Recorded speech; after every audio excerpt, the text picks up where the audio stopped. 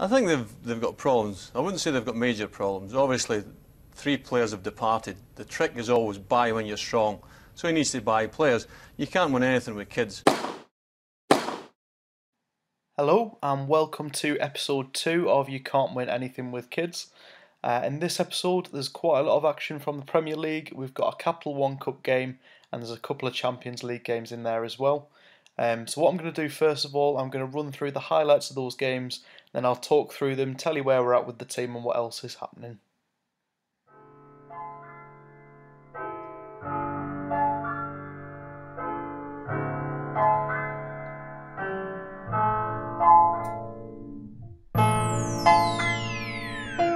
This is a Chucky production.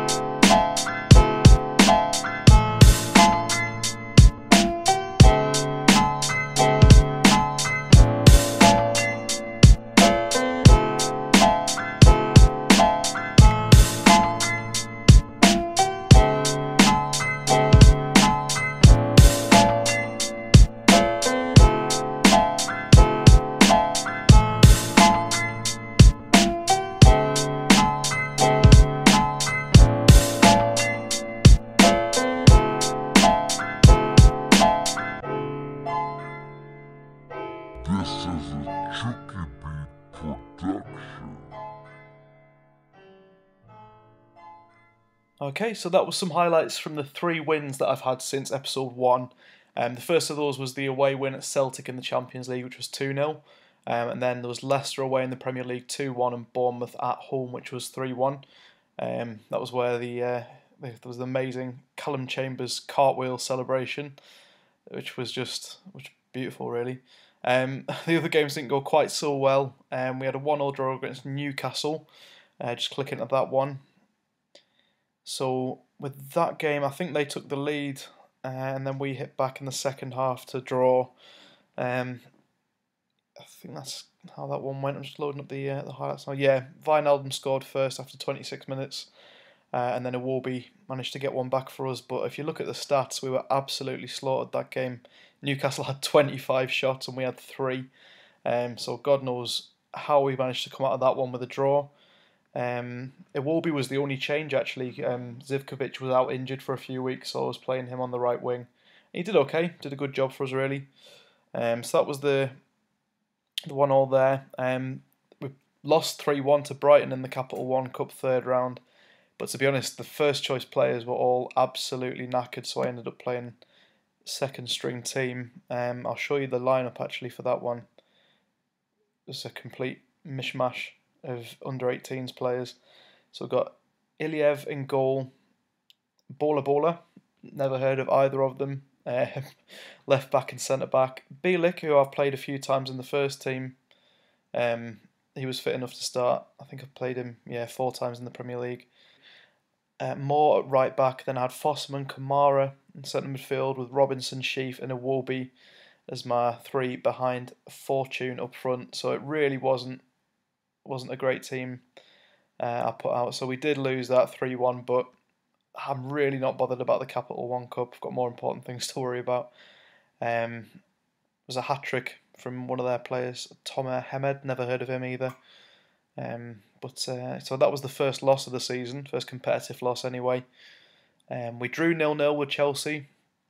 That was back to full strength pretty much, I think. Iwobi was still starting because Sivkovic was out injured. But other than that, it was a full strength side. Again, for Chelsea, it was a full strength side as well. The defence has been really, really good actually for us. Drakovski's been absolutely amazing. Stats are getting better as well. But if you look at 9 games played, 4 conceded goals, 5 clean sheets, I don't understand how his average rating is not higher than 6.9. Really, really chuffed with the way he's been playing. The whole defence as well have done well considering how young they are. One of the only problems really that's kind of happening now is that the players are needing quite a lot of rest. Again, I imagine that's kind of linked to them being so young, but they are all getting tired now. Which with the size of the squad we've got, the players we've got to pick from, it's probably going to be a huge problem going forward, really. I mean, if you look at all the players that are in need of a rest here, you've got Bellerin, Stones, AJ, Mbolo, all important players. And if we're going to compete in the Premier League and the Champions League, we're going to need a little bit more strength in depth, I think. Because with the players we've got at the minute, there's not much I can do in terms of rotation. So that's going to be something I'm look into in the January transfer window, I guess. Just bringing in a few more backup players, hopefully not spending too much on that, because I mean the transfer budget's pretty much depleted anyway. 2.1 million left, huge wage budget left, nearly $1 million a week to spare, so could look to bring in some, I don't know, we'll look at that the next episode anyway, maybe shortlist some players there and see what we can do with bringing in some new faces in January. One thing that did happen actually in one of the games that I showed you, it was the Champions League game against Celtic. Mbolo's goal was the fastest ever goal by an Arsenal player apparently. I'm not sure where you find the club records, I think it's, there we go. So yeah, we broke the club record for fastest goal. There it is, 16 seconds, Breel Mbolo versus Celtic. I think the quickest one before that was 20 seconds, I think that was Gilberto Silva. So, a little record breaker, Mbolo. What a chap. We haven't broken any more records, but I was pretty impressed with the speed of that goal. Going forward into the next episode, probably the trickiest game in the Champions League group, we've got Juventus. Actually, it won't be the trickiest game. The trickiest game is going to be Juventus away. At least we've got them at home first of all. Then we've got Stoke, Watford, Juventus in the away leg, and then Man United away. So out of the next 5, we've got 3 really, really tricky games there. Be interesting to see how my players cope with them being so tired. But yeah, I mean, league performance is good. Sitting in 3rd at the minute, 19 points, so joint top. Goal difference is very, very similar as well. We're the only unbeaten team in the league. So really, really pleased with that. Again, that's down to the defence doing so well, really. Look at the player stats. Mbolo's now the top goal scorer with 4. Highest average rating goes to Mbolo and Bellerin. Malcolm's still got the most assists. Best pass completions, Christopher Aja. Man of the match awards, Malcolm's got 3 still. So he's doing well. He's kind of dropped off a little bit this month after he won the Player of the Month award last month. So hopefully he can pick things up again and catch back up with Mbolo for the goals. One of the only things I am a bit worried about is obviously the tiredness issue with the team. Obviously 4 of them in need of rest at the moment. So to counter that, I mean, I've looked into the training and I've given them a bit of rest time before and after each match. It was just ticked to allow them rest after previously. So hopefully that'll make a bit of difference as well. Give them a bit more energy for game days. Left the intensity for the training at average as well. Other than that, leaving all the individual training to the assistant manager, just let them set the focus there, unless there's something really specific I've got in mind for a player.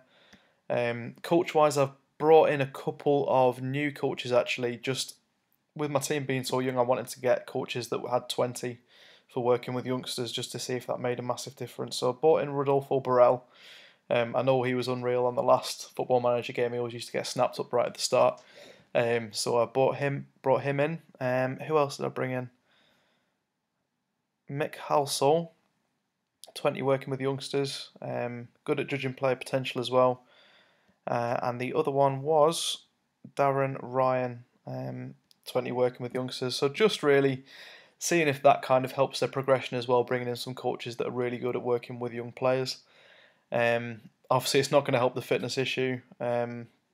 Aerobic training and strength training, fitness training is all great anyway, so nothing more I could be doing there. I think it's all just about resting and getting some more players in to do a bit more squad rotation, really.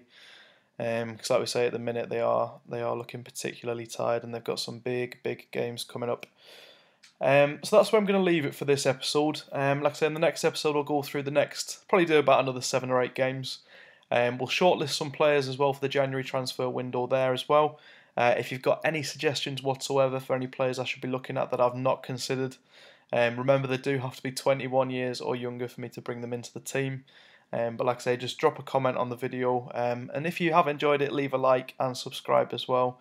And as I said previously, any feedback as well. This is still all really new to me, so any feedback whatsoever, just drop me a comment there. I appreciate you watching. Thank you.